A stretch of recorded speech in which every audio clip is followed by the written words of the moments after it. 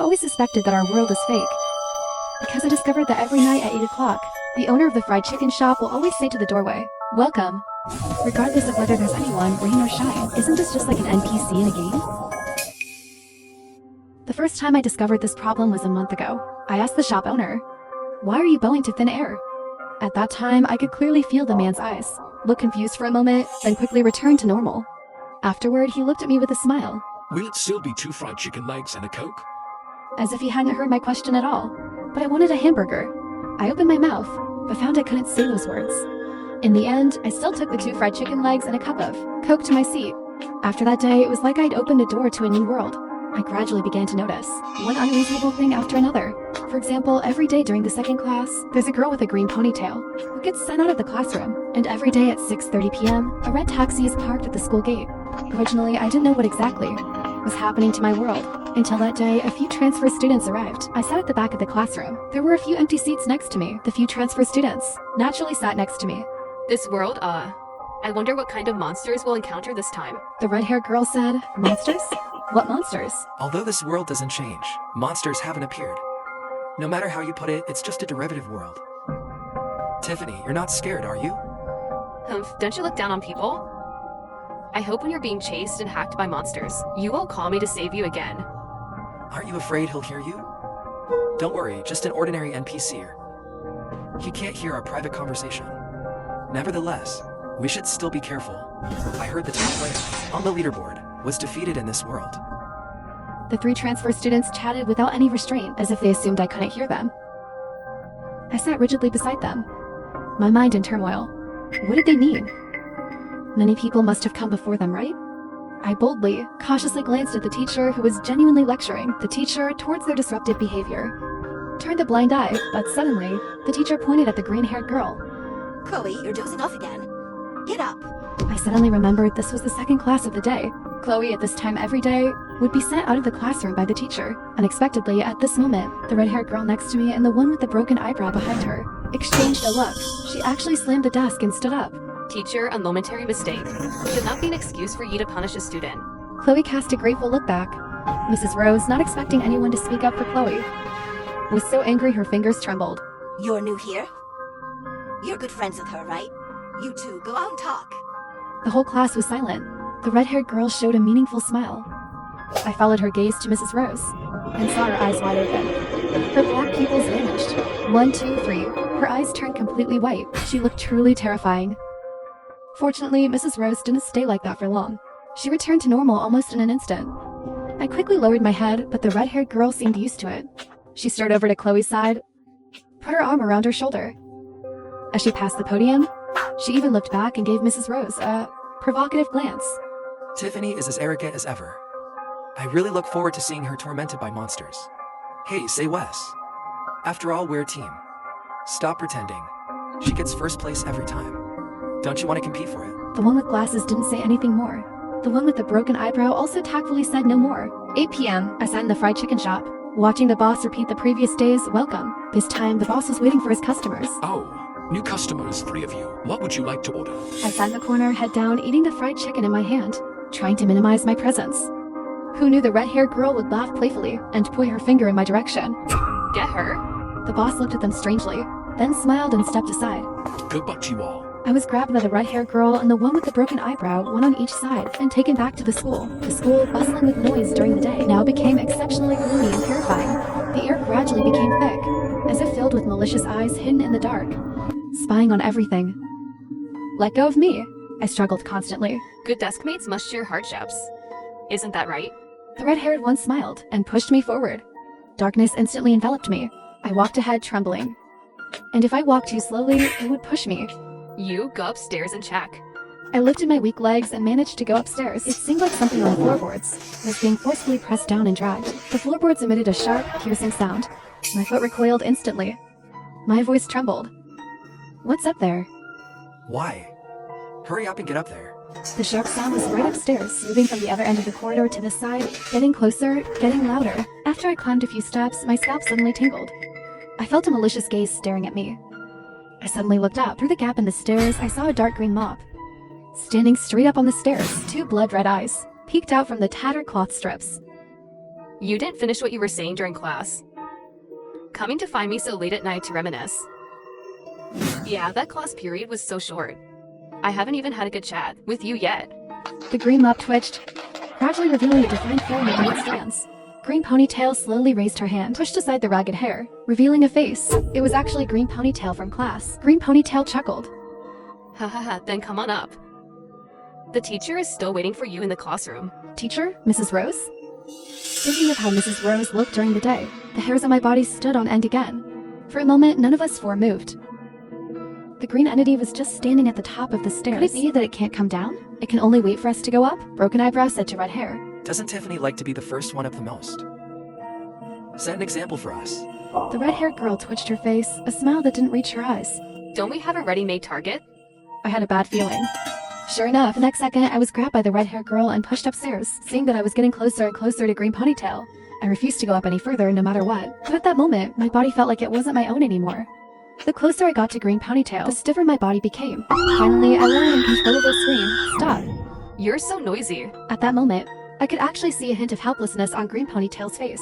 The remaining 3 of you, hurry up and come up. If the teacher finds out you're skipping class later, you'll be in trouble. The 3 transfer students, seeing I was fine, exchanged glances, and also went up. Green Ponytail led the way in front, still muttering to Tiffany, you're too reckless. How dare you talk back to Mrs. Rose? You don't know how terrifying she is. Green Ponytail seemed completely unaware that she was any different from us, and was even complaining about the teacher with us. Broken Eyebrow frowned. Why isn't she doing anything? She seems quite friendly. Don't let your guard down. The more normal they act, the more abnormal it is. Chloe, asking for a beating. Daring to badmouth the teacher behind her back. Mrs. Rose suddenly, sticking her tongue out, and dressed in red, appeared at the classroom door. And you 3 unexcused absence, 1 demerit each. Quick, come in for the lesson. Why is it the 3 of us? What about her? Marian was sent by me to find you and bring you back. You broke the rules yourselves, and now you want to drag someone else down with you. At the critical moment, Mary and I put on a smile for Mrs. Rose. Teacher, I've already found them. Let's go in for class now, so we don't waste everyone's time. I followed Mrs. Rose into the classroom. The students at midnight were all wearing school uniforms, their faces deathly pale. Hearing us enter, everyone turned their necks, their gazes sweeping over us in unison. I stood frozen on the spot. The 3 transfer students next to me weren't much better. The red-haired girl gasped. A whole room full of monsters? What do we do? Tiffany, you're not a newbie. You have plenty of props, right? You can definitely protect yourself. Alright, stop arguing. Let's think about how to deal with the monsters. It's really strange. When they said these things, Mrs. Rose and the students seemed not to hear them at all. Could it be that only I can hear them? What are these props they're talking about? Why does it feel a bit like a life-saving item in a game? I didn't have time to carefully consider their words when I heard Mrs. Rose say, Marianne, go back to your seat. There happen to be 3 problems on the blackboard. You 3 who just arrived, come up and solve them. The students below, one by one, let out expressionless snickers. The red-haired girl and broken eyebrow were dumbfounded on the spot. These kinds of high school math problems. We've long forgotten them, okay? How could we possibly know them? Mrs. Rose turned her head, looking somewhat excited. That look, it was as if they really didn't know. She would rush up and tear them apart. Quick, right? This is a test given by the monster. If we can't pass it, we'll give it an excuse to act up. You'd better be able to do it. I suppressed the fear in my heart, trying to act as I did before, the same. At the same time, I was distractedly watching the 3 people on the platform. Suddenly, a gust of cold wind blew past my ear. My teacher, I don't know when, her face was already pressed to my ear. Little Marianne, remember, in the dark, when you feel something approaching from behind, never turn your head. You must keep running forward, always. That feeling was really strange. I had been terrified all night. But miraculously, I calmed down at Mrs. Rose's voice. I swallowed hard and nodded stiffly. Only then did Mrs. Rose stand up and let out a sneer. PH, it seems you really don't know anything. How dare you skip class with this level of skill? You've really got some nerve. The students below also opened their mouths in unison, repeating, audacious, audacious, audacious. The atmosphere suddenly became gloomy and terrifying. The red-haired girl forced herself to say, You are the teacher. It's your responsibility to teach us. Right, you can't just because we don't know these problems. Want to punish us? Alright then, I'll be the one to teach you. As soon as the words fell, the class dismissal bell rang. The 3 of them had just started to feel a bit hopeful when they heard Mrs. Rose say, Come to my office. And you, Marianne? After a night of fright, My courage had grown considerably. Now, looking at Mrs. Rose, I wasn't too scared anymore, especially Mrs. Rose sticking out her tongue and holding a pen. The scene of her knocking the pen on the 3 transfer students' heads. It was really funny. He can't even solve these problems. I've taught you all for nothing. If this goes on, what will you do for your college entrance exam? This is the final, most crucial question. Cue to pulling ahead in scores. The 3 transfer students were angry but dared not speak, nodding meekly. Mrs. Rose tossed the pen to them, turned her head towards me and said, Marianne, where did you catch them today? "Inside the fried chicken shop at the school gate." Mrs. Rose nodded, then looked up at the clock on the wall. Class is about to start. I'll go to the classroom first. Marianne, you stay here and watch the 3 of them do the problem. Just as I was about to say something, Mrs. Rose had already drifted away like a gust of wind. The old monster is finally gone. I know what got into her just now. In a campus horror story world, monsters also have to follow rules, just like after class starts. Mrs. Rose must be in the classroom, so she definitely won't be back for a short while. Anyway, we just need to survive here safely for 3 days. And the mission will be complete, then we can leave. Just survival, that's all. Compared to previous ones, this mission is relatively simple. It's just, why did they all disappear in this world? This world must have some danger that we've overlooked. They spoke one after another, while I stood by silently. Suddenly, the 3 of them stopped and looked at me in unison. You guys, why haven't you started the problems after so long? What are you doing just standing there? What are you thinking? She's just an ordinary NPCer. Can she even hear our private conversation? It gets automatically blocked. After that, right in front of me, they started searching the office directly. Red Hair pulled out a bloody rope from a cabinet. The middle of the rope was frayed and about to break. The 2 ends of the rope were knotted and entangled together, forming a circle, as if someone had committed suicide with this rope. Glasses carefully noticed that there were 2 footprints on a blue stool in the room. The 3 of them gathered around, but they didn't notice at all. Mrs. Rose, who had quietly returned. Well, how is it? Is the teacher's office fun? Red Hair and Glasses both froze, their necks stiff, not daring to turn their heads. Broken Eyebrow, directly opposite Mrs. Rose, hastily hid the bloody rope behind his back. Child, what are you holding in your hand? Let me inspect it. Inspect. In the small office, many students had unknowingly entered. Glasses? Didn't you say she wouldn't come back? But the previous horror story worlds were like this. Monsters have to follow rules. Otherwise, how could we possibly survive? Could it be because this is a rule-free horror story? That's why all those people before died. Almost as Red Hair's words fell, Mrs. Rose had already gotten hold of the rope. Her red lips parted and closed. Who did you say died? Suddenly, thick and black darkness enveloped the 3 people in the middle. In the viscous air, it was as if there was an invisible giant hand manipulating their bodies, carrying out an unbelievable action. Tiffany, how much longer are you going to wait? But this is only the first day. We're about to die. Suddenly, a white light flashed before my eyes, and I slowly lost consciousness. Chloe's sleeping again. Get out and stand in the hall. It was time for the second class of the day again. Green Ponytail was sent out as usual. This time, no one stood up to provoke the teacher. The red-haired girl beside me had her jaw clenched tightly, her face as pale as the students from last night. It looked like she was seriously injured. Broken Eyebrow looked at his watch and was still sneering. PH, I didn't expect Tiffany to have such a treasure. Able to skip 10 hours directly. Shut up, they can hear us talking. They definitely know we are players. Can you just shut up? So brainless. I tried to shrink into a corner to reduce my presence. Although these 3 people were badly messed up yesterday, to me, they are still a threat. Red Hair just glanced at me lightly, and didn't say a word. I secretly breathed a sigh of relief, but who knew that as soon as the afternoon dismissal bell rang, they would pester me again all the way to the school gate. What are you trying to do again? You were quite scared yesterday too, weren't you? We're kind enough to take you away from this ghostly school. You should be thanking us. They dragged me to the red taxi outside the school. Red Hair and Broken Eyebrow, one on each side, sandwiched me in the middle of the back seat. Glasses sat alone in the passenger seat. Where to? The driver's low voice came from the front row. The hospital. I've been in pain all day. I must have internal injuries. Hey, are you crazy? Hospitals have even more horror stories. What's there to be afraid of? Can a single world be entirely full of horror stories? Before they could argue it out to a conclusion, the driver had already stepped on the gas and driven off. It was almost 7 o'clock when we arrived at the hospital. Broken Eyebrow quickly ran off the car to register. Red Hair pulled me into the hospital entrance. Glasses followed slowly behind me. Almost the next moment we stepped into the hospital. The sky outside suddenly darkened. The dim corridor was silent. Only the four of us making faint footsteps. This corridor was very, very long. I don't know how long we walked. A door appeared at the end. The door was very dilapidated, with cobwebs in its four corners. On the door, 004 was also written in dark red paint. The last stroke of the number 4 dragged on long. Broken Eyebrow and Red Hair exchanged a look. I had a bad feeling. Sure enough, the next second, Broken Eyebrow reached out and pulled the door open. Red Hair pushed me in with one shove. My eyes were tightly shut. I didn't dare to see what was in front of me at all. My hands flailed helplessly in the air. Propelled by a huge force, I stumbled forward a few steps. Suddenly, my foot slipped. My body fell rapidly. Red Hair's voice came from behind me. So it's just a staircase. I thought it was something. My eyes opened a crack.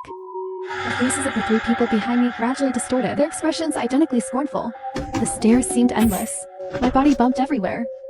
Bruised all over, there wasn't a single spot that was okay. Finally, I reached the end of the stairs. I rolled a few times on the ground, finally bumping into a pair of long legs and stopped. Trembling, I slightly opened my eyes. Vaguely, I saw a person with a red string on their wrist, in front of me, facing me. She lifted the hand with the red string. They instantly screamed, then frantically scrambled away. The woman didn't chase them, but slowly turned her body to look at me. A woman appearing in the morgue late at night, with a red string on her wrist. It vaguely resembled a certain hospital horror story. Now only she and I, 2 living beings, were left here. I didn't know what she would do to me, but who knew, the next second, the woman untied the red string and tied it onto my wrist. Almost the instant the string bracelet was put on my hand, I could feel my body slowly recovering. I gradually sat up, looking at the red string on my wrist, and recalled the woman's blurry face. It felt somewhat familiar, but I couldn't remember where I had seen her. I looked around. The surrounding hospital beds were empty. Then the woman had disappeared somewhere. I lifted my legs and went forward and up, eventually returning to the door marked 004. Found you. A gloomy voice suddenly sounded from behind. I shivered all over. Turning around, 2 sinister, grim faces appeared. I screamed wildly in my mind, my eyes flying wide open, but who knew, the owners of the 2 faces first ed. Then struggled to adjust their stiff expressions, putting on an amicable appearance. Grinning, they said, Little Marianne, are you looking for your mom? Head nurse Jenny isn't here. Come, Uncle will take you to find her. I was stunned for a moment, but still stepped forward and followed the 2 uncles in front. They, even to accommodate my small size, deliberately slowed their pace. We walked to the staircase of the first floor. However, the 2 uncles stopped in their tracks. Little Marianne, Uncle's our first floor security. We can't go up. You'll have to walk the rest of the way yourself. Thinking about the horror story rules the 3 transfer students mentioned yesterday, I nodded. It seems not everyone is like Mrs. Rose, able to break the rules. As I went all the way upstairs, my mind kept trying to recall who this mom they mentioned was. Was it that head nurse? I don't know why, but I have no image of a mom in my memories. It's all your fault. Who told you to insist on going to the 2nd floor? Red Hair's voice suddenly came from above my head. Those 2 security guards on the first floor kept chasing us. And there's that strange woman from the morgue downstairs. Where could we run? Of course, we could only run to the 2nd floor. Now that we're on the 2nd floor, we can still encounter that strange woman. It seems she can ignore the rules of this place. She should be a boss, just like Mrs. Rose from last night. Moreover, did you notice the red string on her hand? It's gone. I tiptoed, planning to return to the first floor, to seek the protection of the 2 security guard uncles, but the 3 of them still discovered me. Broken Eyebrow ran down, taking 2 steps at a time, reached out and grabbed me by the back of my collar again, lifting me up like a little chick. Classmate Marianne, long time no see. I didn't expect to see you alive. What a rarity. Glasses walked past me, his gaze vaguely falling on my wrist. With the red string, the 3 of them dragged me to the first floor. The da-da sound of high heels came from behind, walking. That head nurse is here again. Broken Eyebrow grabbed me and ran all the way down. I took a moment to look back. I saw 2 slender legs, like the woman who appeared in the morgue. Could she be my mom? Get past those 2 security guards. Let's hurry and run out. Take Marianne. I'll cover the rear, you guys go first. Broken Eyebrow's grip tightened. He said nothing, and dragged me out. The security guard, Red Hair and Glasses, engaged the 2 of them. Reaching the main gate, Red Hair anxiously pounded on the door, but the main door remained stubbornly shut. The sound of high heels from behind grew closer and closer. Finally, with no other choice, Red Hair gritted her teeth and pulled out another cop card. The door actually opened directly. Just then, the head nurse had already walked up to Glasses. Seeing her reach out about to touch Glasses, Red Hair suddenly shouted. Broken Eyebrow grabbed her, shook his head at her. Don't save him, we can't save him. After saying that, he grabbed me in red hair and ran out. But just as I stepped out of the main gate, a white light suddenly flashed beside me. Broken Eyebrow instantly switched places with glasses. I looked back. Broken Eyebrow stood before me with an incredulous look. The one in his original position was surrounded by the monster and devoured. The main gate slowly closed, and the head nurse's figure gradually disappeared. Glasses, what did you do to him? Anyway, he wanted to abandon me just now, didn't he? I was just giving him a taste of his own medicine. That's all. But he's our companion after all. With one less companion, we face more danger. Hans, stop pretending. Can't you feel his hostility towards you? Now that I've helped you get rid of him, shouldn't you be happy? MPH, so hypocritical. Red Hair was speechless and pulled me along silently. The red taxi was still parked where it was. Where to next? The last 2 times we were in relatively more enclosed environments. This time, let's go outdoors. We got into the car. All 3 of them sat in the back seat, Glasses and Red Hair flanking me in the middle. Having gone several hours without sleep, and having experienced 2 escape attempts, the 3 of us were somewhat drowsy, unconsciously. But suddenly, Glasses shot his head up and said to Red Hair, Hey, you just said, the last 2 times we were in what kind of environment? Enclosed, Glasses shuddered all over. His gaze slowly slid to the driver's seat in front. Red Hair also gradually came to her senses. Her hand gripping my wrist tightened abruptly. Driver, we suddenly don't want to go to the artificial lake anymore. Can we stop here, please? Ever since the 3 transfer students came here, I'd never seen Red Hair act so humbly. The driver in front let out a low chuckle. Little girl, once you're in my car, you can't get off until we reach the destination. Oh, that's alright, driver. Just pretend you didn't hear me. Why are we still going to the artificial lake? Not getting off, not getting off. It's over. The driver's face twisted around, but it was blurry and no facial features could be seen. Glasses, seeing something was wrong, opened the car door and rolled out. Red Hair clutched her head with both hands and screamed, then fainted. Strangely, looking at the bloody, mangled face, I felt no fear at all. Instead, my heart felt sour and heavy, and tears unknowingly streamed down my face, because I could vaguely make out from this face an effort to smile reassuringly and comfortingly, a loving smile. After saying the word afraid, he choked up and couldn't speak anymore. But I already understood what he meant. He was telling me not to be afraid of how he looked now. Tears streamed down my face, and I nodded desperately. Yes, how could I be afraid? Like and subscribe to my channel for more contents. Thank you. See you in the next story.